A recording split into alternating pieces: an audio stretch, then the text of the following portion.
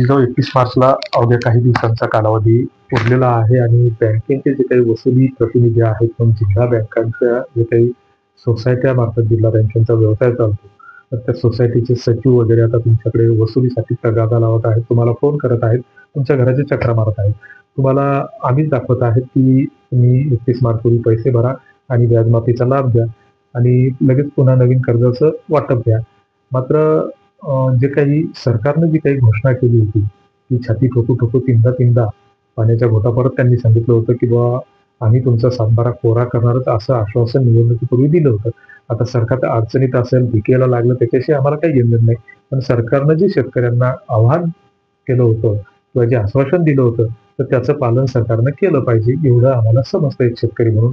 आणि अशा बऱ्याच संघटनांनी आवाहन सुद्धा केलेलं आहे शेतकऱ्यांना, की तुमच्याकडचं कर्ज अजिबात भरू नका.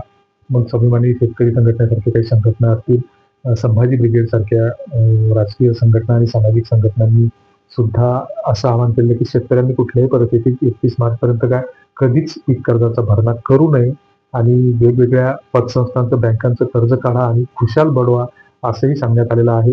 कारण 4-4, 10-10 हजार कोटी घेऊन लोकं विदेशात पळून जातात. त्याचं सरकार काहीच वाकड करू शकत नाही.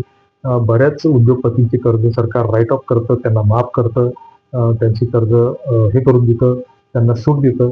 त्यांचं काहीच करत नाही. मात्र शेतकऱ्यांना छोट्याशा गोष्टीसाठी अडवणूक केली जाते. सोयाबीनला भाव दिला जात नाही आणि सरकारकडून आता तरी म्हणजे कर्जमाफी मिळेल असं कुठे वाटत नाही. कारण 31 मार्चची तारीख जवळ आलेली आहे आणि अशा स्थितीमध्ये बँका आता शेतकऱ्यांसाठी कर्जाचा तगादा लावणार आहेत.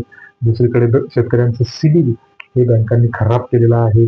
त्यामुळे इतर ज्या काही छोट्या फायनान्स कंपन्या असतील किंवा एन-बी-एफ-सी सारख्या संस्था असतील, तर त्या शेतकऱ्यांना कर्ज देणार नाही आणि मग अशा स्थितीमध्ये शेतकऱ्यांनी जे जुनं कर्ज आहे, तर ते जे बँकांना पुनर्गठित करायला सांगून नवीन पेरणीसाठी कर्जाची मागणी करावी, राष्ट्रीयकृत बँकांकडे मागणी करावी आणि त्या बँका जर तुमच्या कर्जाची फाईल जर फिरवत असतील, तर तुमच्या तालुक्याच्या, जिल्ह्याच्या ठिकाणी संभाजी ब्रिगेडच्या कार्यकर्त्याला, पदाधिकाऱ्याला भरा.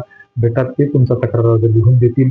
जिल्हाधिकाऱ्याकडे ते तक्रार लिहून देतील, मुख्यमंत्र्याकडे ते तक्रार पाठवतील, कृषी मंत्र्याकडे ते तक्रार पाठवतील किंवा मेल आयडी आम्ही तुम्हाला खाली डिस्क्रिप्शन बॉक्समध्ये त्याचे उपलब्ध करून देत आहोत आणि तक्रारीचं स्वरूपही तुम्हाला त्या ठिकाणी त्याचा मायना त्या ठिकाणी देत आहोत. ज्यांना शक्य असेल त्यांनी मेलवर कॉपी पेस्ट करायला काही जास्त वेळ लागत नाही, 30 सेकंदाचा वेळ लागतो. तर हे करता आलं तर कदाचित याच्यातून फायदा होऊ शकतो, होणार नाही. तो भाग वेगळा, मात्र प्रयत्न करायला हरकत नसावी असं आम्हाला वाटतं. तुम्हाला काय वाटतं ते कमेंट बॉक्समध्ये नक्की कळवा.